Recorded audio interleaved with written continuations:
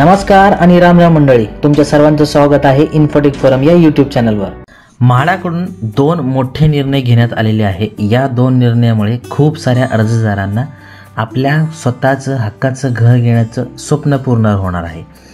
म्हाडाकडून आता सर्वसामान्यांना परवडणाऱ्या घरांवरतीच फोकस करण्यात येणार आहे। तसेच ज्या घरांची मागणी आहे किंवा ज्या गटासाठी जास्त मागणी आहे त्याच घरांची म्हाडाकडून निर्मिती केली जाणार आहे। म्हणजे नेमकं काय आहे? दुसरा जो मोठा निर्णय आहे, मुंबईत म्हाडाची दुकाने खरेदी करण्याची एक नवीन संधी म्हाडाकडून देण्यात येणार आहे। हे नेमकी दोन वृत्त काय आहेत त्याबद्दलची आपण सविस्तरपणे माहिती या व्हिडिओमध्ये घेणार आहोत। त्यासाठी पूर्ण व्हिडिओ स्किप न करता शेवटपर्यंत पाहत राहा। जर या चॅनलला अजूनही सबस्क्राइब केलं नसेल तर सबस्क्राइब करा, बाजूच्या बेलवर क्लिक करून ऑल नोटिफिकेशनवर क्लिक करा, जेणेकरून नवीन व्हिडिओचे नोटिफिकेशन मिळेल आणि सर्वात आधी तुम्हाला व्हिडिओ पाहता येईल। तसेच अपडेटसाठी फेसबुक पेज आणि इंस्टाग्राम पेजला फॉलो करा। चला तर मग सुरुवात करूया। काही महिन्यांपूर्वीच आपण यावरती या चॅनलवरती एक व्हिडिओ अपलोड केला होता। म्हाडाकडून या उत्पन्न गटासाठी घरे बांधली जाणार नाहीत आणि म्हाडाकडून हा निर्णय किंवा प्रस्तावित करण्यात आलेला आहे। म्हाडाची घरे कशी बांधली जातात, म्हाडाचा मुख्य हेतू काय आहे, म्हाडाच्या स्थापनेबद्दलचा मूळ उद्देश काय होता आणि म्हाडाची जी मंडळे आहेत ही कशी उभारली, अत्यल्प आणि अल्प उत्पन्न गटासाठी घरे विकून म्हाडाला किती नफा मिळतो आणि मध्यम आणि उच्च उत्पन्न गटातील घरांची विक्री करून म्हाडाला किती नफा मिळतो, तसेच म्हाडा उच्च उत्पन्न गट आणि मध्यम उत्पन्न गट यामधून जो नफा मिळतो त्यामधून अल्प उत्पन्नाची घरे कशी बांधतो किंवा कशी बांधले जातात, मध्यम उत्पन्न गट आणि उच्च उत्पन्न गटामधील जो घरांची विक्री करून नफा मिळतो त्यामधून म्हाडा कोणती घरे बांधतात, मध्यम उत्पन्न गट आणि उच्च उत्पन्न गटातील घरांची विक्री करून म्हाडा नफा जो कमवतो तो नफा वापरून म्हाडा कोणती घरे बांधतो किंवा म्हाडाकडून कोणती घरे बांधली जातात याबद्दलच्या सविस्तर माहितीचा व्हिडिओ आपण काही महिन्यांअगोदरच अपलोड केला होता। तो तुम्ही एकदा नक्की पहा। म्हाडाच्या आत्ताकडून सर्व मंडळाकडून प्रत्येक उत्पन्न गटासाठी ही घरे उपलब्ध करून देण्यात आलेली आहेत। अत्यल्प, अल्प, मध्यम आणि उच्च उत्पन्न गट या सर्व उत्पन्न गटासाठी घरांची निर्मिती केली। या सर्व घरांना हवा तसा प्रतिसादही मिळाला, पण या 4 उत्पन्न गटासाठी 1-2 उत्पन्न गट असा आहे की त्या घरांच्या उत्पन्न गटांना अर्जदारांचा हवा तसा प्रतिसाद मिळत नाहीये आणि ती घरे विक्री विना तशीच पडून आहेत।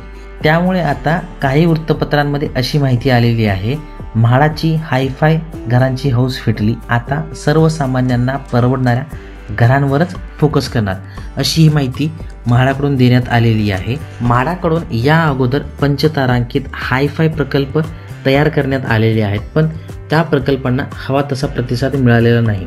म्हाडाने प्रथमच खाजगी विकासकांना टक्कर देत गोरेगाव प्रेमनगर येथे जिम, स्विमिंग पूल, पोडियम पार्किंग अशा हायफाय सुविधा असलेल्या 332 घरांचा प्रकल्प नुकताच उभारला। नुकत्याच काढण्यात आलेल्या लॉटरीत या घरासाठी अर्जदारांचा म्हणावा तसा प्रतिसाद मिळाला नाही। त्यामुळे आता म्हाडाची हायफाय घरांची हौस फिटली असून यापुढे सर्वसामान्यांना परवडणाऱ्या घरांवरच फोकस करण्याचे म्हाडाने ठरवले आहे।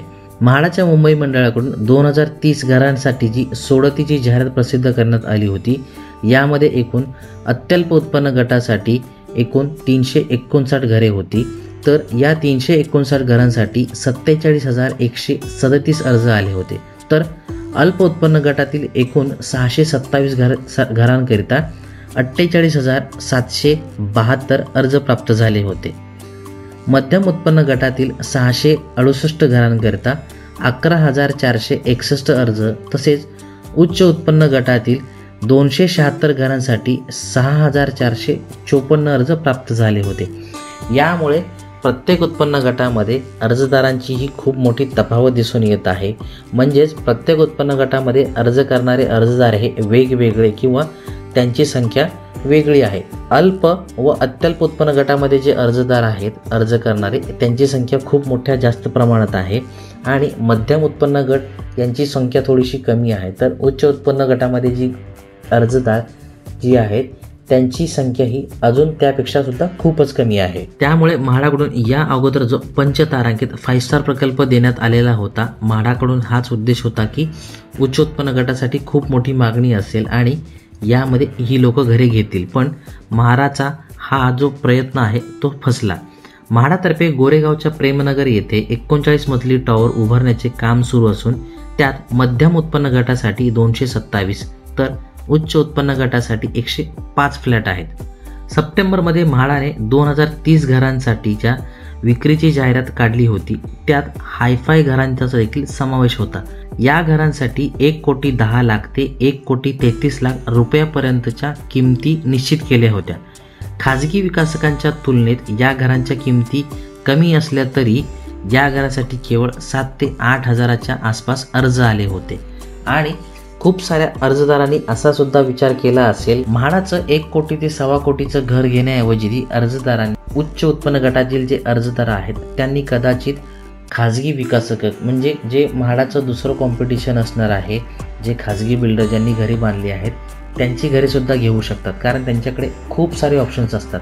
पण सर्वसामान्य जे अर्जदार आहेत अत्यल्प, अल्प आणि मध्यम उत्पन्न गटासाठी यांच्यासाठी प्रायव्हेट बिल्डर म्हणजे खाजगी विकासकांची इतर जी घरे आहेत त्यांच्या किमती या खूप महाग असतात, त्यामुळे त्या ठिकाणी ते घर घेऊ शकत नाही आणि म्हाडांच्या ज्या किमती आहेत त्यात कमी असतात, त्यामुळे खूप सारे अर्जदार या 3 गटामधून साधारणतः जास्त असतात। म्हाडाच्या मुंबई मंडळाचे मुख्य अधिकारी मिलिंद बोरीकर आहेत, त्यांनी काय सांगितलेलं आहे, कोट्यावधी रुपये मोजून घर खरेदी करण्यासाठी मार्केटमध्ये अनेक ऑप्शन्स उपलब्ध आहेत, त्यामुळे हायफाय घरे बांधण्याऐवजी यापुढे आमचा फोकस अत्यल्प, अल्प आणि मध्यम उत्पन्न गटासाठी घरे बांधण्यावरच असणार आहे, असं यांच्याकडून नमूद करण्यात आलेलं आहे। तसेच म्हाडाच्या निदर्शनास हे सुद्धा आलेलं आहे की यापुढे जाऊन उच्च उत्पन्न गटातील जे अर्जदार आहेत त्यांची संख्या कमीच असणार आहे किंवा ते अर्जदार कमीच असणार आहे, पण येणाऱ्या पुढील काळामध्ये अत्यल्प आणि अल्प उत्पन्न गटामध्ये जे अर्ज करणारे अर्जदार आहेत त्यांची संख्या अजून वाढू शकते। त्यामुळे म्हाडाकडून उच्च उत्पन्न गटासाठी कमी घरे बांधणे किंवा घरे न बांधण्याचा निर्णय घेऊन आता फक्त अत्यल्प, अल्प आणि मध्यम उत्पन्नासाठीच घरेही बांधली जाणार आहेत आणि त्यावरतीच म्हाडाचा जास्त फोकस असणार आहे। आता दुसरा महत्त्वाचा मोठा निर्णय म्हणजे मुंबईत म्हाडाची दुकाने खरेदी करण्याची संधी। व्यावसायिक गाळ्यांच्या विक्रीसाठी लवकरच जाहिरात येणार असे प्रसिद्ध करण्यात आलेले आहे। म्हाडाच्या मुंबई मंडळातर्फे 173 दुकानांच्या लिलावासाठी मार्चमध्ये जाहिरात काढण्यात आली होती, यातील 61 दुकानांना अर्जदारांचा 0 प्रतिसाद मिळाला होता। विक्री अभावी शिल्लक राहिलेल्या या दुकानांचा विक्रीसाठी म्हाडाने पुन्हा एकदा जोरदार प्रयत्न सुरू केले आहे। या दुकानांच्या लिलावासाठी जाहिरात द्यायची की नाही की प्रथम येणारेच प्रथम प्राधान्य या तत्वावर विक्री करायची याबाबत सध्या मुंबई मंडळाकडून चाचपणी सुरू आहे। सर्वसामान्यांचे घराचे स्वप्न पूर्ण करणाऱ्या म्हाडातर्फे व्यावसायिक गाळा देखील बांधण्यात येतात। अशा विविध योजना अंतर्गत बांधलेल्या मालाड, गोरेगाव, पवई, चारकोप येथील 173 दुकानांच्या विक्रीसाठी म्हाडाने जाहिरात काढली होती। यातील सुमारे 604 इच्छुकांचे अर्ज प्राप्त झाले होते। 173 पैकी 61 दुकानांना 0 प्रतिसाद मिळाला। यात स्वदेशी मिल 3, मुलुंड गव्हाणपाडा 1, तुंगा पवई 2, चारकोप 10, मालवणी 31, बिंबिसार 5 आणि जोगेश्वरी येथील एका गाळ्याच्या विक्रीचा समावेश आहे। याशिवाय 7 ते 8 अर्ज तांत्रिक कारणास्तव बाद झाले होते।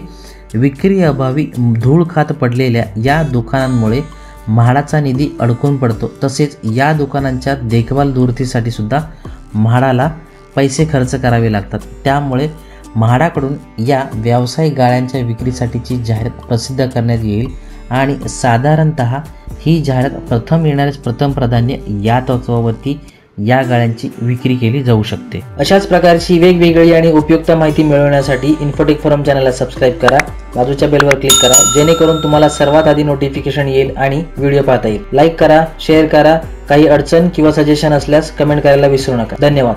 पुन्हा भेटूया नवीन व्हिडिओ सोबत। जय हिंद, जय महाराष्ट्र।